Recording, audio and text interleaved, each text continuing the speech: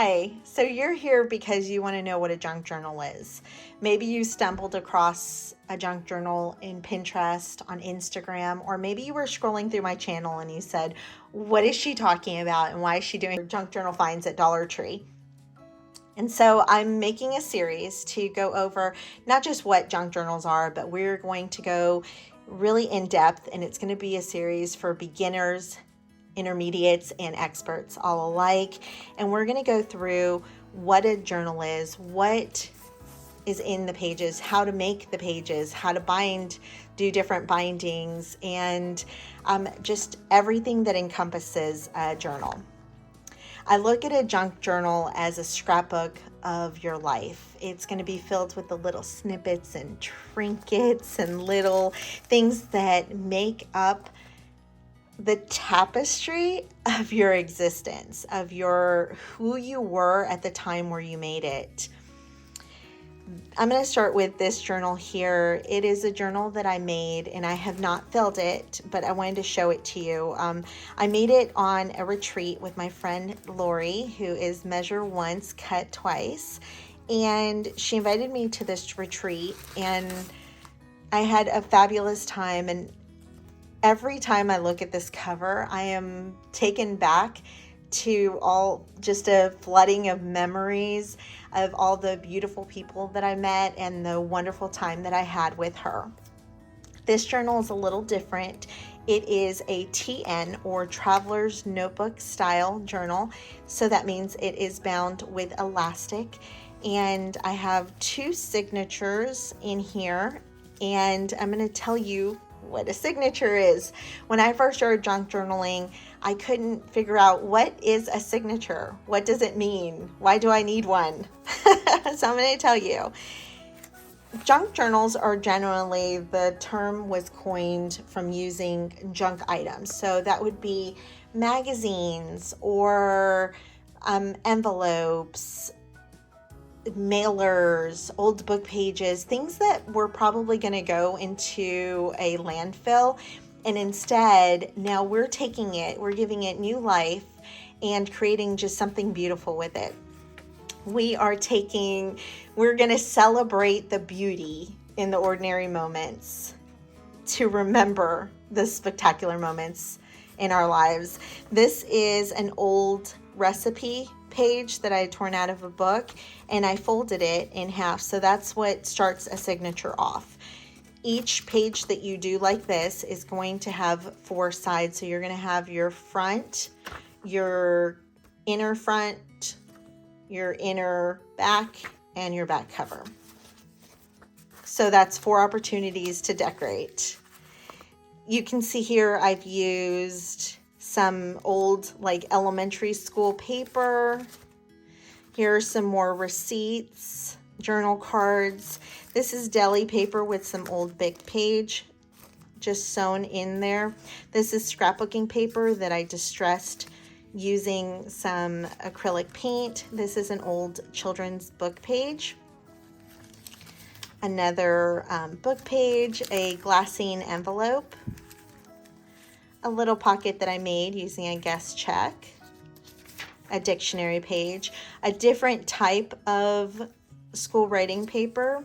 This is some hymnal paper, a doily, and a map.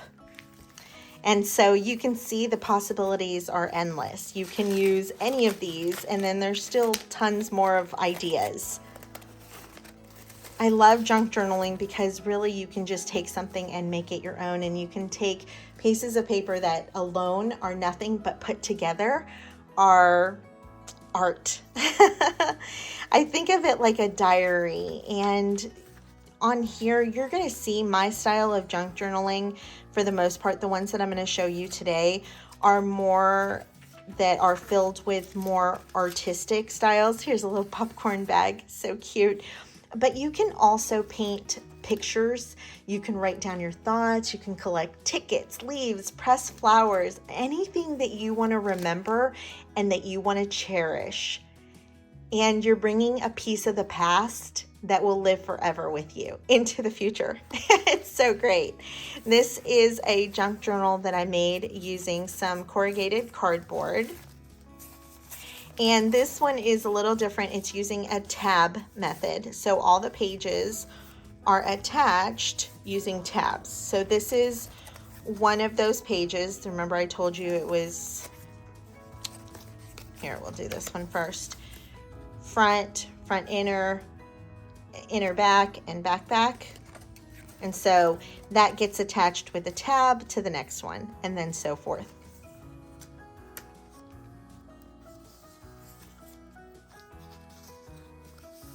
You can use a lot of fun methods like coffee dyeing, some artistic stuff like inks or acrylic paints, watercolors to just adorn your pages and just give it so much life and richness. This is a bag from a drugstore in this little town in Texas that I visited, and I wanted to remember it. And as soon as I opened this book today and I saw it, I went back to that time and that I bought some necklaces while I was there, and it was a drugstore that I had never seen before. They had everything but a pharmacy. I mean, they did have a pharmacy, but they had everything else. But I'll always remember it now that I have it here. There's a coffee filter. I use a lot of stitching, but you don't need to do any of these, or you can do all these and then more. Here's a coffee stained doily. This one has a lot of coffee staining. This was a fail because this was supposed to be bound together, but this paper was too thin and so it came apart. This is the other piece of that little drugstore bag. I love the little pockets and stuff where you can write secret notes that only you would know about and that you can go back and read. And so it could be like a little love letter to yourself.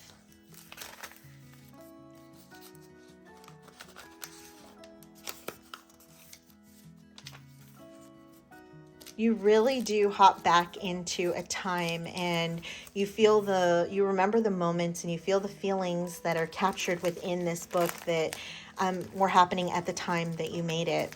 I remember this very vividly. I was living in Michigan at the time, and I had a basement. Our house had a basement and my studio was in the basement, and it was just a wonderful time for me. I made this cover using a page protector with some glitters and little beads inside that I got at this fun little quirky dollar store that they had near me, and I'll always remember it for that. And it was such a fun page to make. Here's more little pockets, also some mixed media that I have. I love doing swatches. This is a lot of fun, this tag.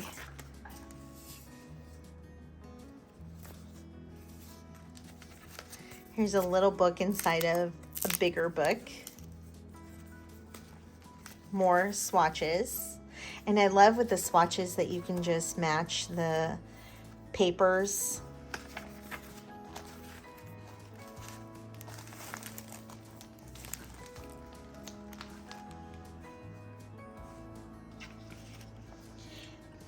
This was also a really special time in my life. I made the cover of it in 2019 at the end of the year, and we all know what happened in 2020. And I started a Facebook group where a lot of us would get together and pray in the mornings over the situation going on in the world. And these are the Beatitudes, and then I did them in watercolor as people prayed. And so this will always hold a very special place in my heart. This journal was made out of duck cloth, as well as some other fabrics, including some that were dyed, and then it has a ton of yummy stitching.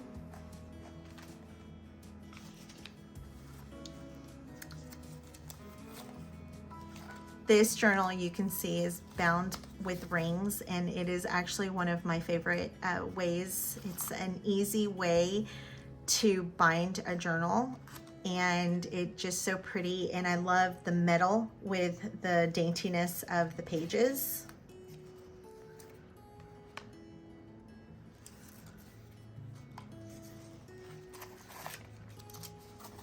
As I'm flipping through the pages and remembering where I was and how I made the pages that I made, I just remember the special moments, the people that were around me, and the things that have molded me and made me who I am.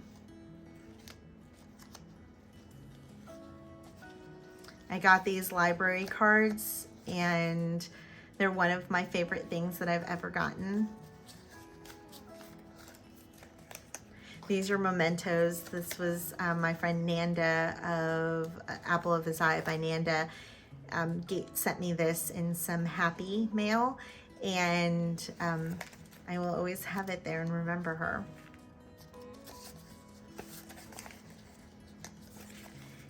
And I have a lot of mixed media or art stuff in between the pages of my journals, but you don't have to.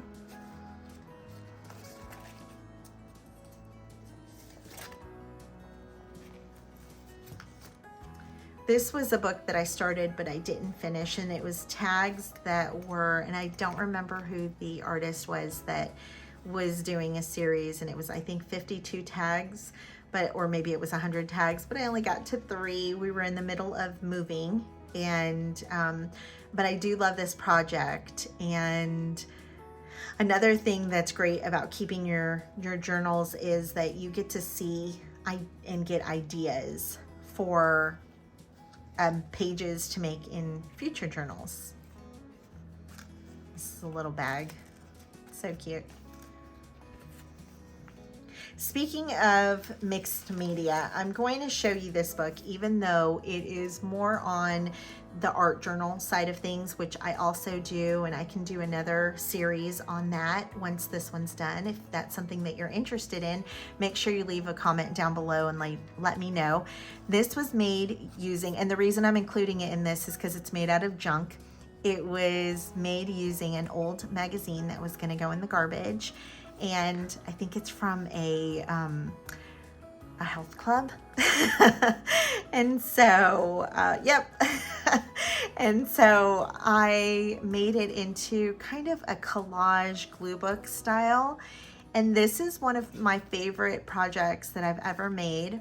This was at the time when I was living in Michigan, and I just remember this was like I don't know why it scared me to do this project. I thought I was gonna be terrible at it. I thought that I wouldn't be able to do it. And so when I flipped through it, and some of these pages I didn't like when I was doing them, and now as I look through, I love everything. I love every little bit, every little piece of paint that is just telling the story of me. Trying out different techniques.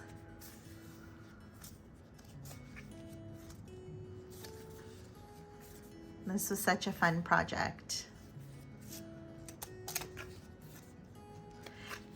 I had kind of a sad story. I was signed up to do an online class with an artist, and I missed the class on accident. And I remembered later that day, and I tried to reach out to them to say, like, is there anything we can do? I'm so sorry. I can't believe I missed it. And there was nothing really that could be done, but it inspired me to create this. I also wanted to show you a journal doesn't need to be vintage. So if, let's say, your aesthetic is not vintage or old grungy things, you can make it cutesy. You can use fun colors and fun little trims.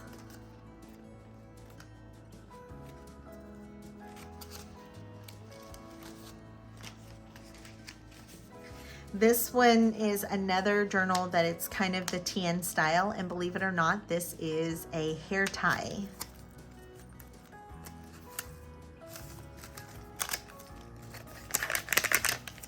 Love when I find crinkle, different textures.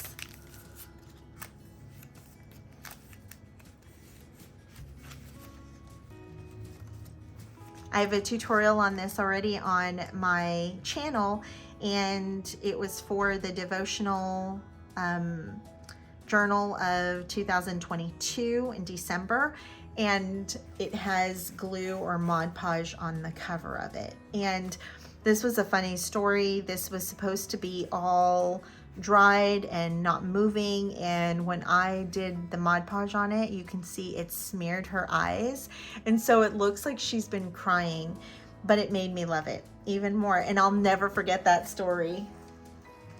Another example of some cutesy ones that I have this little book that I made here, and it's just a couple of envelopes, some journal cards, but some great trim and just some fun pages.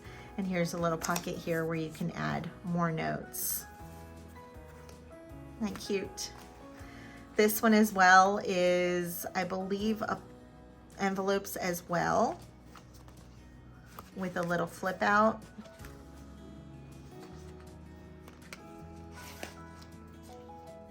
And these I made in Florida, and also a very important time of my life that I have such fond memories of. And when I remember some of these pieces, and you wouldn't think that you would remember them, but I do. Like, I remember creating this. I remember making these round stars tags on my silhouette.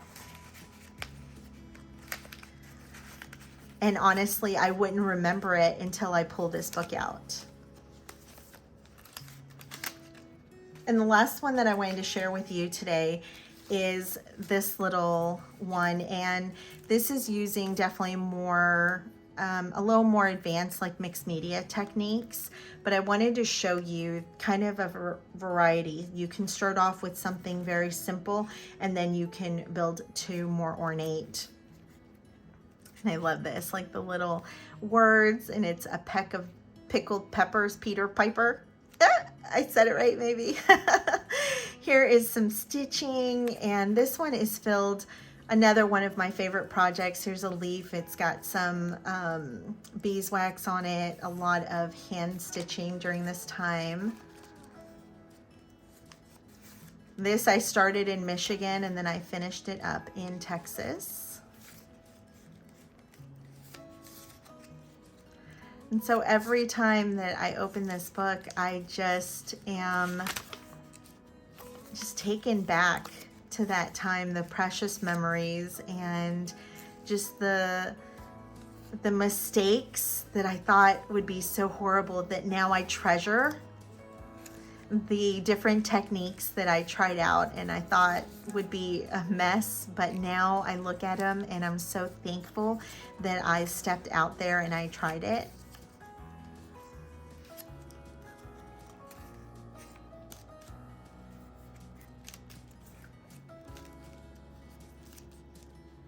And that's what keeps me in love with junk journals and keeps me coming back.